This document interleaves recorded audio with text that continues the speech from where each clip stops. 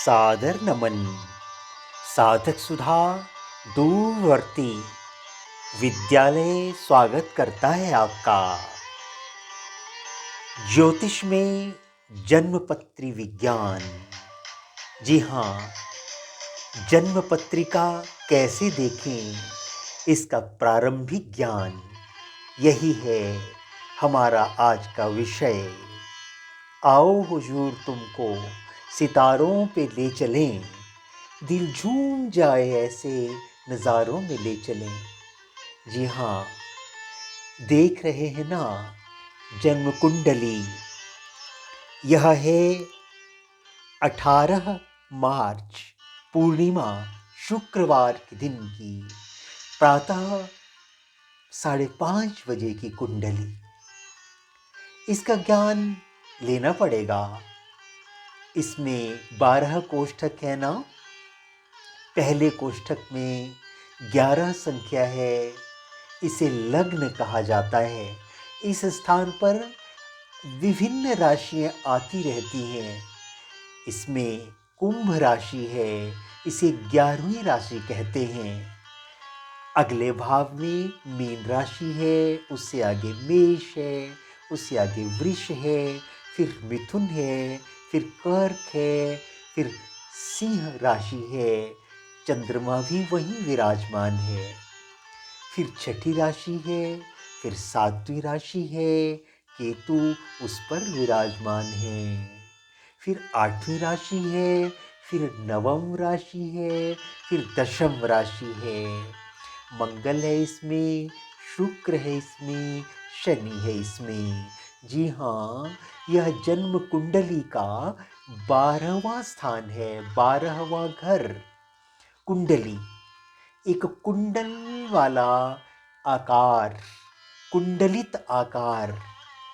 11 से शुरू हुआ कुंडल 12, 1, 2, 3 से घूमता हुआ 10 अर्थात 12वें घर तक, 12वें भाव तक पहुंचा।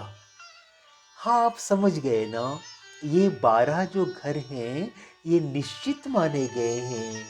जहाँ 11 है वो पहला घर है, उससे आगे जहाँ 12 लिखा है वो दूसरा घर है, उससे आगे जहाँ 1 लिखा है वो तीसरा घर है। तीसरे घर में राहु बैठे हैं, अर्थात तीसरे घर में और मेष राशि में राहु महाराज विराजमान है।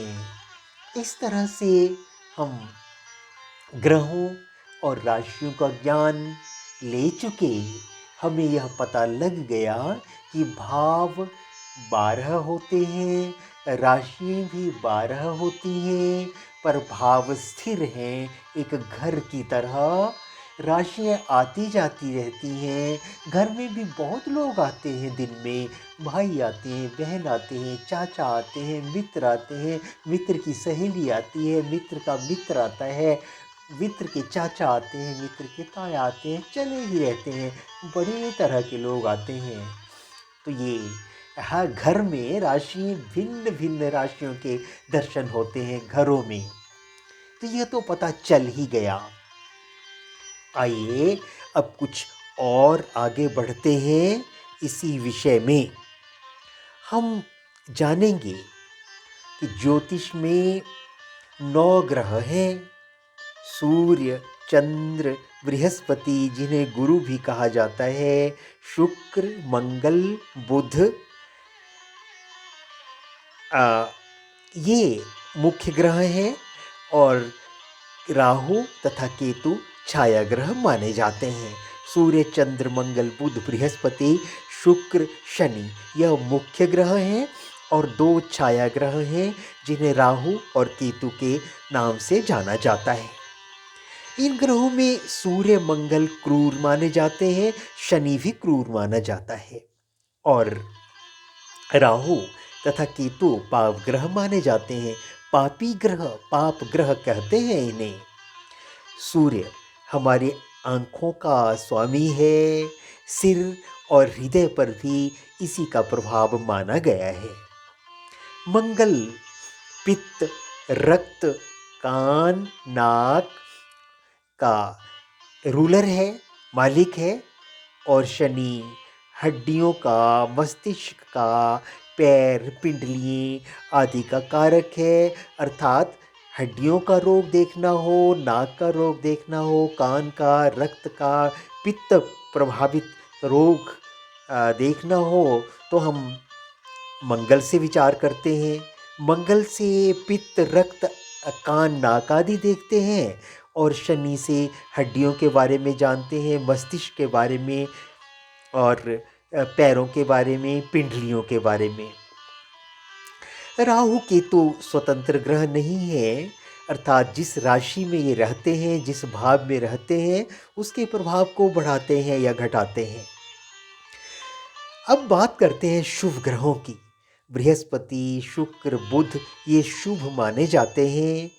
पूर्ण चंद्रमा अगर हो, चंद्रमा पूरा, पूर्णिमा से अष्टमी तक का चंद्रमा, शुक्ल पक्ष की अष्टमी तक का, पूर्णिमा से अष्टमी तक का, पूर्णिमा के 8 दिन का चंद्रमा, अष्टमी शुक्ल पक्ष की, वहाँ से पूर्णिमा तक का चंद्रमा, इसे हम शुभ चंद्र कहेंगे।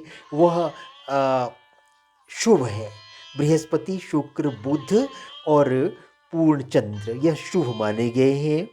पर कृष्ण पक्ष की तरफ चंद्रमा बढ़ रहा हो तो पापी बोल दिया जाता है उसे, वह पापी कहलाता है। बृहस्पति शरीर में चर्बी की स्थिति बताता है, गुर्दों की स्थिति बताता है, पाचन के बारे में हमें बताता है।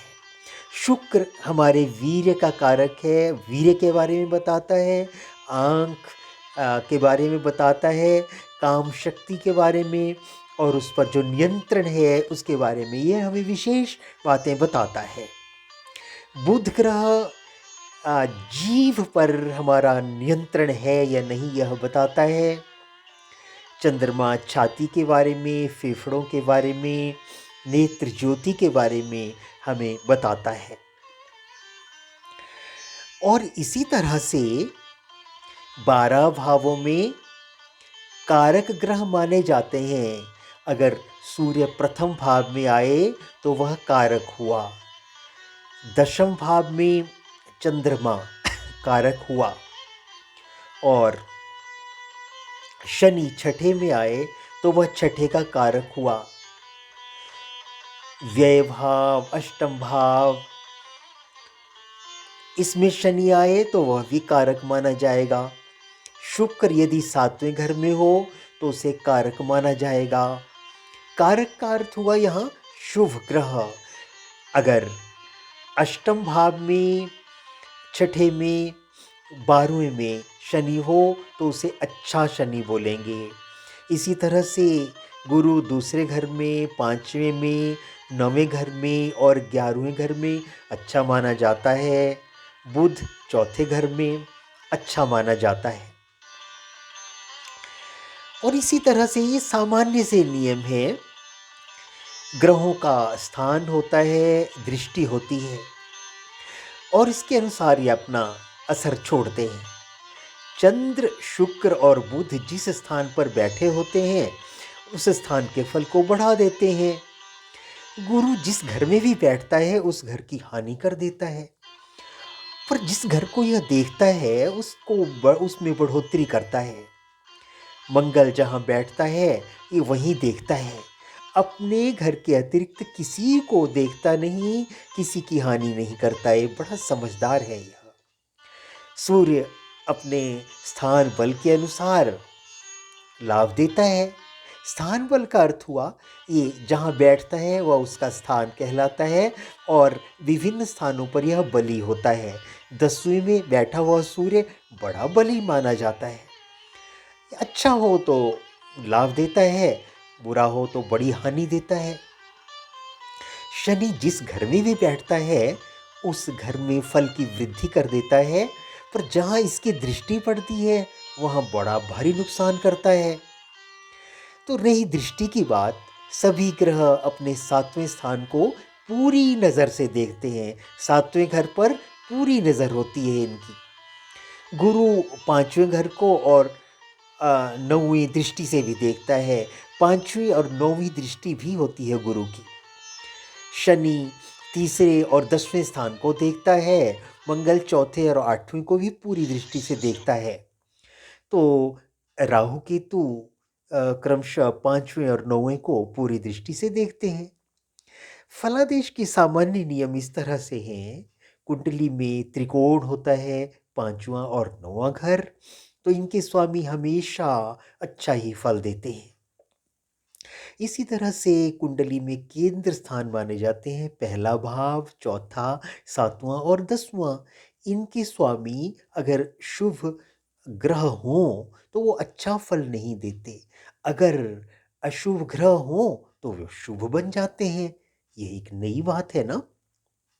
और वैसे ही तीसरे घर का स्वामी, छठे का, 11वें का स्वामी पाप ग्रह हो तो वह हमें लाभ देगा। अगर वो तीसरे, छठे और 11वें भाव का स्वामी अगर शुभ ग्रह हो तो नुकसान करेगा हमें। अर्थात तीसरे, छठे और 11वें भावों के स्वामी अगर पाप ग्रह हो तो वो लाभ देते हैं, शुभ हो तो नुकसान देते हैं। इसी तरह से छठे, 8वें और 12वें भावों के स्वामी जहाँ भी होंगे उन स्थान की हानि ही करेंगे। छठे स्थान का गुरु, 8वें और 10वें में मंगल, 8वें में शनि हो, 10वें में मंगल हो तो बड़ा ही अच्छा फल है इसका। देखना अपनी जन्म पत्रिका में कहाँ बैठे हैं वे, हो सकता है आपके लिए शुभ हो शनि। केंद्र में अगर शनि हो, खासकर 7वें भाव में, तो अशुभ हो जाता है, पर दूसरे भावों में अच्छा फल देता है ये। और दूसरे, 5वें, 7वें स्थान में अकेला बृहस्पति बैठा हो तो वह हानि देता है। 11वें स्थान में कोई भी ग्रह बैठा हो और विशेषतः केतु, बड़ा अच्छा फल देते हैं ये। जिस ग्रह पर शुभ ग्रहों की दृष्टि होती है वह शुभ फल देने लगता है। इस तरह से लग्न की स्थिति के अनुसार ग्रहों की शुभता, अशुभता, बल अबल बदलता रहता है। सिंह लग्न की बात लें तो शनि अशुभ है इस लग्न के लिए, और तुला लग्न की बात लें तो शनि बड़ा ही अच्छा माना जाएगा। अब ये जो पूर्णिमा, आने वाली पूर्णिमा, 18 मार्च वाली पूर्णिमा की ग्रहों की स्थिति है वह स्पष्ट है। बृहस्पति लग्न में बैठा है, अर्थात 5:30 प्रातः बृहस्पति लग्न में होंगे और 11वीं राशि में बृहस्पति हैं। 11वीं का मतलब हुआ कुंभ राशि। और इसी तरह से बुध भी पहले भाव में होंगे शुक्रवार 5:30 प्रातः 18 मार्च को। और इस तरह से सूर्य दूसरे घर में और 12वीं राशि में होंगे शुक्रवार 18 मार्च प्रातः 5:30। इस तरह से राहु मेष राशि में होंगे 18 मार्च शुक्रवार प्रातः 5:30। इसी तरह चौथे घर में वृष राशि रहेगी, दूसरी राशि रहेगी। 5वें घर में मिथुन राशि रहेगी, तीसरी राशि रहेगी। इसी तरह से छठे घर में चौथी राशि रहेगी, कर्क राशि रहेगी। और इसी तरह से 7वें घर में सिंह राशि राशि रहेगी, अर्थात 5वीं राशि रहेगी। चंद्रमा उस दिन उसी राशि पर होगा, अर्थात 18 मार्च शुक्रवार प्रातः 5:30 चंद्रमा सिंह राशि में विराजमान होंगे। उस दिन चंद्रमा सिंह का होगा। उस दिन जो भी जन्म लेगा, जो भी इस लोक में आएगा, व्यक्ति पुरुष हो स्त्री हो, उसकी राशि सिंह मानी जाएगी। इसी तरह से 18 मार्च को 8वें घर में छठी राशि रहेगी, कन्या राशि रहेगी। और अब आता है भाग्य स्थान, तो ये 9वां घर है जहाँ 7वीं राशि आप देख रहे हैं। केतु इसी में विराजमान है। इसी तरह से 10वां घर आता है, जो निर्धारित है, निश्चित है 10वां घर, उसमें 8वीं राशि बैठी है, वृश्चिक राशि बैठी है। इसी तरह से 11वां घर है, उसमें धनु राशि बैठी है, और 12वां घर है, 10वीं राशि है, उसमें मकर राशि है। उसमें मकर में उस दिन मंगल विराजमान होंगे, शुक्र ग्रह विराजमान होंगे और शनि ग्रह विराजमान होंगे। यदि हम इतना समझ गए तो समझ लीजिए पहली क्लास हमने उत्तीर्ण कर ली। तो आज इतना ही, दूसरी कक्षा में फिर मिलेंगे। तब तक सादर नमन। आपका अपना रवि।